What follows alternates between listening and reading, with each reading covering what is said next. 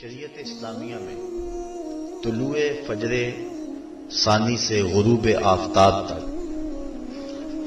اکل و شرب اور جماع سے کستن رکے رہنے کو روزہ کہا جاتا ہے۔ روزے کی تاریخ کے حوالے سے علامہ اسماعیل حقی علیہ رحمہ تفسیر روح البیان میں لکھتے ہیں کہ ملک تحمورث ثالث کے دور میں قحط پڑا۔ یہ حضرت آدم علیہ السلام کی اولاد سے تیسرا بادشاہ ہوا ہے، تو اس نے اپنی قوم کو حکم دیا کہ وہ ایک وقت کا کھانا کھائیں اور ایک وقت کا کھانا بچا کر قحط زدہ علاقوں میں بھیجیں تاکہ دکھیوں اور مجبوروں کی مدد ہو سکے۔ ملک تحمورث الثالث کے اس حکم کو قوم نے قبول کیا اور ایک وقت کا کھانا بچا کر کے قحط زدہ علاقوں میں بھیجا۔ اس قوم کی یہ ادا اللہ کو پسند آ گئی تو اللہ نے اس کو عبادت قرار دے دیا۔ پھر اس کے بعد ہر نبی پر روزہ فرض ہوا۔ کما کتب علی الذین من قبلکم، اس پہ شاہد عادل ہے۔ حضور علیہ السلام فرضیت روزہ سے قبل ایام 20 کے روزے رکھا کرتے تھے۔ ہر ماہ کی 13، 14 اور 15 تاریخ کو قمری تقویم کے حساب سے جو روزے رکھے جاتے ہیں ان کو ایام 20 کے روزے کہا جاتا ہے۔ لیکن اس کے بعد پھر عاشورہ کا روزہ حضور نے معمول بنایا اور اس کو کسی صورت بھی حضور اور صحابہ ترک نہیں کرتے تھے۔ فصام رسول اللہ وامر بصیامہ، حضور نے خود بھی روزہ رکھا اور صحابہ کو بھی حکم دیا کہ یہ روزہ رکھیں۔ لیکن جب سن 2 ہجری کو واقعہ بدر سے 1 مہینہ قبل 17 شعبان المعظم کو جب روزہ فرض کیا گیا تو پھر حکم دے دیا گیا۔ حضرت عائشہ صدیقہ رضی اللہ تعالی عنہا سے روایت ہے کہ فرمایا اب جس کا جی چاہے عاشورے کا روزہ رکھے اور جس کا جی چاہے ترک کر دے، لیکن اس سے قبل وہ روزہ رکھنا امت پر ضروری تھا۔ اب ایام معدودہ یعنی گنتی کے دن، اور وہ 29 یا 30 دن ہیں، ان کے روزے امت پر فرض کر دیے گئے۔ سن 2 ہجری میں روزہ فرض ہوا۔ حضور نے 11 ہجری کو رمضان سے قبل ہی ربیع الاول شریف کے مہینے میں انتقال فرمایا۔ اس طرح حضور علیہ السلام کی زندگی میں کل 9 رمضان آئے، 2 ہجری کو شامل کر کے 9 رمضان زندگی میں کل آئے، جس میں 2 رمضان 30 کے تھے اور باقی 7 رمضان 29 کے تھے۔ اور یہ بات ذہن میں رہے کہ روزے 29 ہوں یا 30 ہوں، اللہ ثواب 30 کا ہی عطا فرمائے۔ جس طرح کوئی شخص بھول کر کھا لے تو حدیث میں آتا اس کو اللہ نے کھلایا، اس کو اللہ نے پلایا، تو وہ اس نے کھا بھی لیا، اس نے پی بھی لیا، لیکن اس کا روزہ بھی باقی رہا۔ اس طرح اگر چاند 29 پہ نظر آ جائے تو ثواب اللہ 30 کا ہی عطا فرماتا ہے۔ یہ اس کی کرم نوازی ہے اپنے بندوں پہ۔ تو روزہ ڈھال ہے اور جہنم سے آزادی کا ایک اہم ذریعہ ہے۔ روزہ اللہ اور بندے کے مابین ایک راز ہے۔ روزہ نور ہے، ضیاء اور روشنی ہے، اور آقا کریم صلی اللہ علیہ وآلہ وسلم نے روزے کی فضیلت بیان کرتے ہوئے ارشاد فرمایا کہ ہر شے کی کوئی زکوٰۃ ہوتی ہے، انسان کے جسم کی زکوٰۃ روزہ ہے۔ اگر روزہ رکھے گا تو جسم زکوٰۃ ادا کرے گا۔ جس طرح زکوٰۃ سے مال پاک ہوتا ہے، روزے سے جسم پاک ہو جاتا ہے۔ اور روزہ ویسے بھی انسان کے لیے شفا کا پیام ہے۔ فرمایا کہ سحری کھایا کرو، چونکہ سحری کے کھانے کے اندر بھی اللہ نے برکت رکھی ہے۔ تو یہ ماہ سیام اپنے دامن میں برکتیں لے کر، رحمتیں لے کر نازل ہوتا ہے۔ اس کا پہلا حصہ رحمت، درمیانی حصہ مغفرت اور آخری حصہ جہنم سے آزادی کا مجدائے جاں فضا ہے۔ حدیث میں آتا ہے کہ اللہ نے میری امت کو رمضان المبارک کے روزے کے حوالے سے 5 چیزیں ایسی عطا کی ہیں جو اس سے قبل کسی امت کو نصیب نہیں ہوئی۔ ایک تو یہ کہ رمضان المبارک کے اندر روزہ رکھنے والے کے معدے سے جو بو نکلتی ہے اللہ کو وہ مشک سے زیادہ محبوب ہے۔ دوسری بات کہ جب ماہ صیام آتا ہے تو شیاطین کو جکڑ دیا جاتا ہے۔ تیسری بات کہ روزے دار جب تک روزے میں رہتا ہے فرشتے اس کے لیے مغفرت کی دعائیں کرتے رہتے ہیں۔ اور چوتھی بات جب ماہ صیام کی آخری رات آتی ہے تو اس کے سارے گناہوں کو بخش دیا جاتا ہے اور اس کو جہنم سے آزادی کا پروانہ مل جاتا ہے۔ بلکہ ایک صحابی نے حضور سے عرض کی کہ آقا کریم جو یہ جہنم سے آزادی کا پروانہ مومن کو ملتا ہے تو کیا یہ لیلۃ القدر کی رات ہے؟ تو آقا کریم نے فرمایا نہیں، جب مزدور اپنی مزدوری مکمل کرتا ہے، جب اس کی دہاڑی پوری ہو جاتی ہے تو پھر اس کو اس کا مالک کچھ دیتا ہے، تو یہ جو اس کو بخشش اور مغفرت کا مجدہ جاں فضا دیا جاتا ہے یہ اس کی مزدوری ہے۔ اور فرمایا کہ جو لیلۃ القدر کی برکتیں اس کو حاصل ہوتی ہیں یہ اس کے علاوہ ہیں۔ اور یہ اللہ تعالیٰ جل شانہ نے خاص کرم نوازی فرمائی بندہ مومن پر کہ اس کو یہ بابرکت رات عطا فرمائی۔ اور 5ویں فضیلت جو اس کو دی گئی روزہ دار کو، اور حضور سے قبل جو امتوں میں لوگ روزے رکھتے تھے یہ فضیلتیں ان کو نہیں عطا کی گئی۔ جنت کو پورا ماہ مومن کے لیے آراستہ و پیراستہ کیا جاتا ہے۔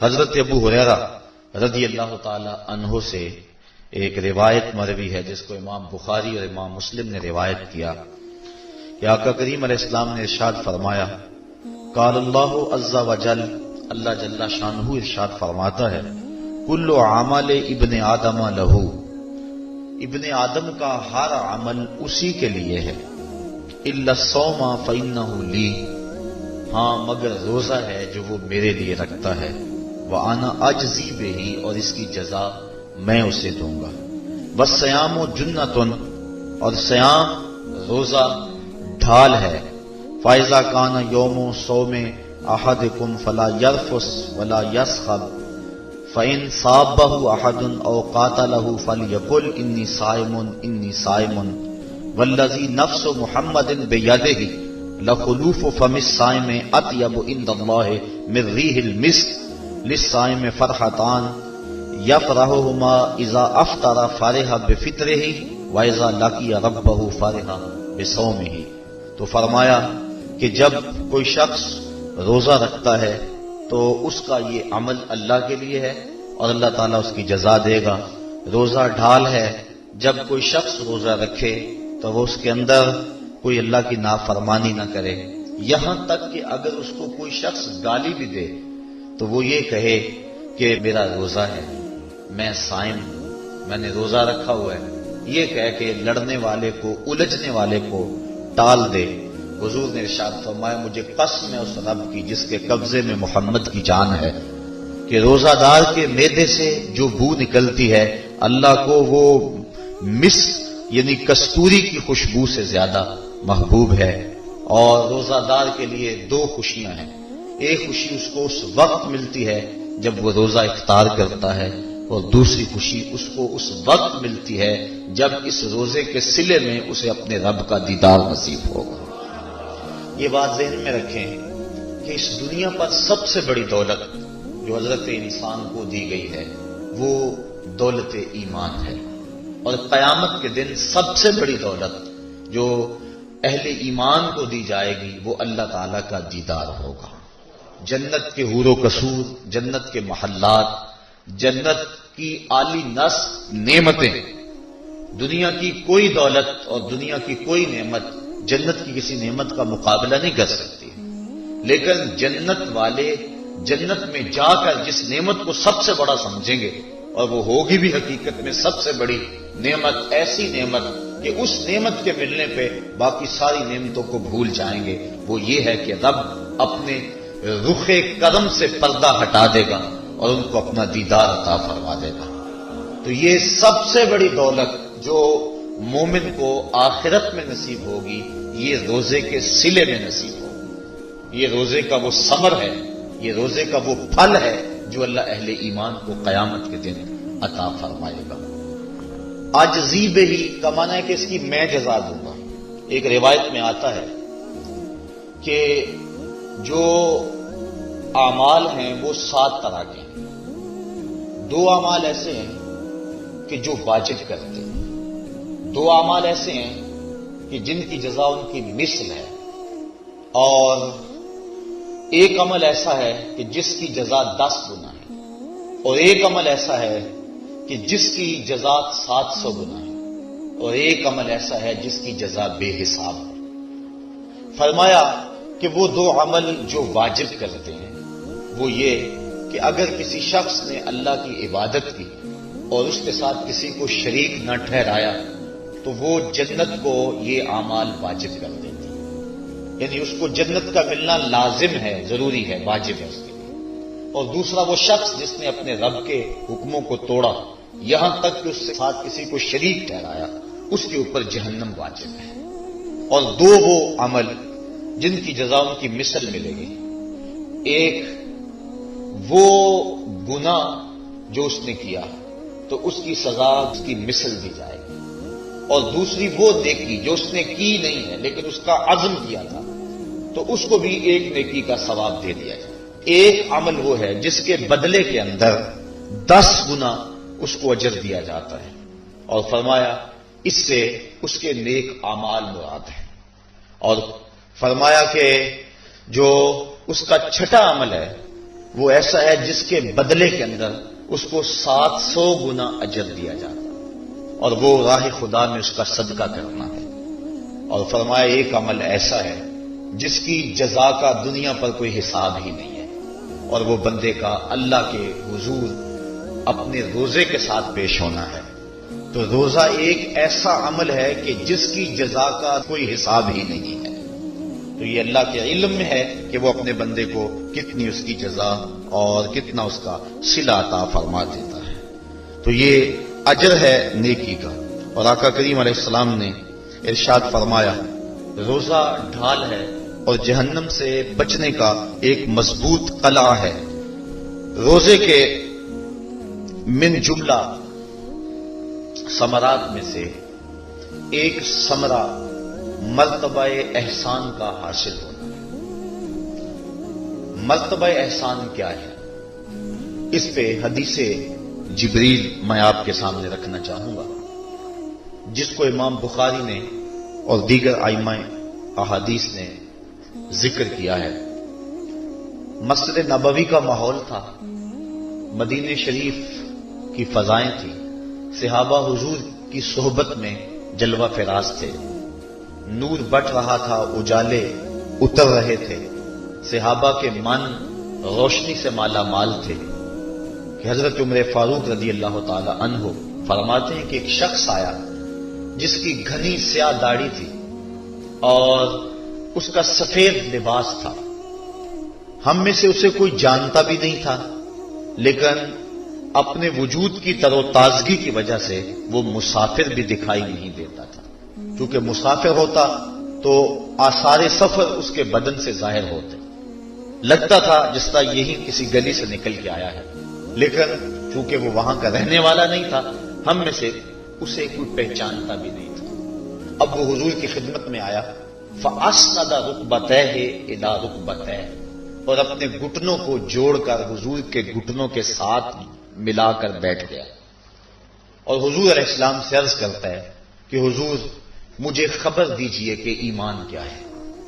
حضور نے ارشاد فرمایا ایمان یہ ہے کہ تو اللہ پر ایمان لائے، اس کے رسول پر ایمان لائے، پچھلی کتابوں پہ ایمان لائے، اچھی بری تقدیر پہ ایمان لائے، فرشتوں پہ ایمان لائے۔ بتایا حضور نے تو اس نے کہا صدقتا، آپ نے سچ کہا۔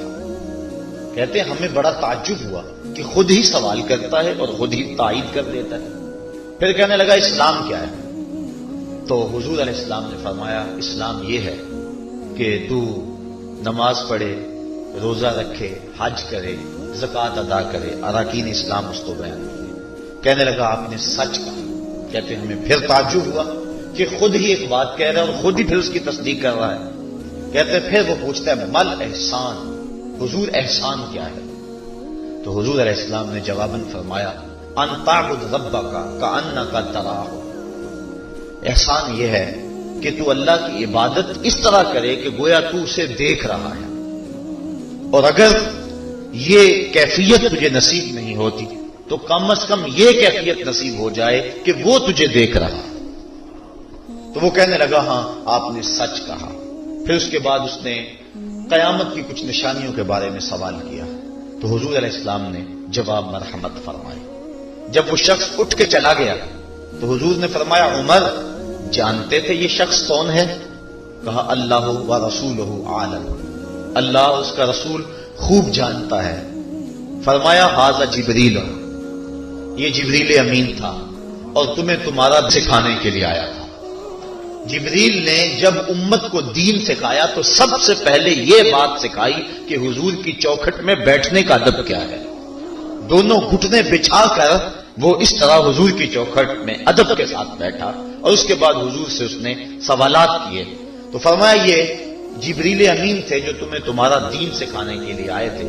تو جبریل امین نے جو دین سکھایا، جو چیزیں پوچھی وہ 3 چیزیں تھیں. ایمان کیا ہے، اسلام کیا ہے اور احسان کیا ہے.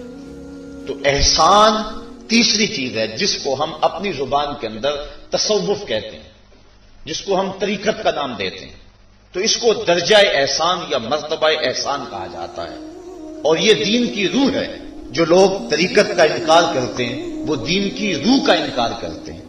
تو حضور علیہ السلام نے جو طریقت بیان فرمائی وہ یہ تھی کہ اللہ کی عبادت تو اس طرح کرے کہ جس طرح تو اسے دیکھتا ہے. اگر یہ کیفیت مل جائے تو سبحان اللہ، لیکن اگر یہ کیفیت نہیں ملی تو کم از کم یہ کیفیت تو ملے کہ وہ مجھے دیکھ رہا ہے.